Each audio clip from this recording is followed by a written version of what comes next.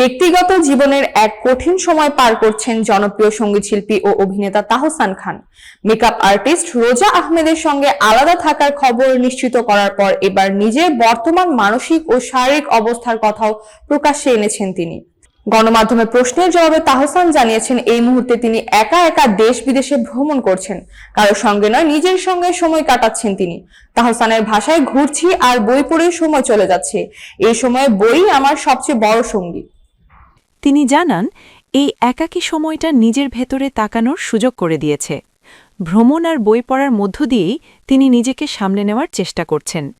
ব্যক্তিগত জীবনের টানাপোড়েনের এই সময়টায় বাইরের কোলাহল থেকে দূরে থাকতে চাইছেন বলেও ইঙ্গিত দেন এই শিল্পী। তাহসান আরও জানান, তিনি শুধু মানসিকভাবেই নয়, শারীরিকভাবেও কিছুদিন ধরে অসুস্থ বোধ করছেন। তবে অসুস্থতার নির্দিষ্ট কারণ এই মুহূর্তে প্রকাশ্যে বলতে চান না তিনি। সেই কারণেই ফোনে কথা বলার বদলে হোয়াটসঅ্যাপে লিখে গণমাধ্যমের প্রশ্নের উত্তর দিতে বেশি স্বাচ্ছন্দ্য বোধ করছেন বলে জানান। নিজের এই পরিস্থিতির কথা জানিয়ে তাহসান সবার কাছে দোয়া চেয়েছেন। তিনি বলেন, দোয়া করবেন যেন আমি এই কঠিন সময়টা দ্রুত পার করতে পারি। প্রসঙ্গত, রোজা আহমেদের সঙ্গে তাহসানের আলাদা থাকার খবর প্রকাশ্যে আসার পর থেকেই ভক্তদের মধ্যে তাকে নিয়ে কৌতূহল ও উদ্বেগ দেখা দেয়।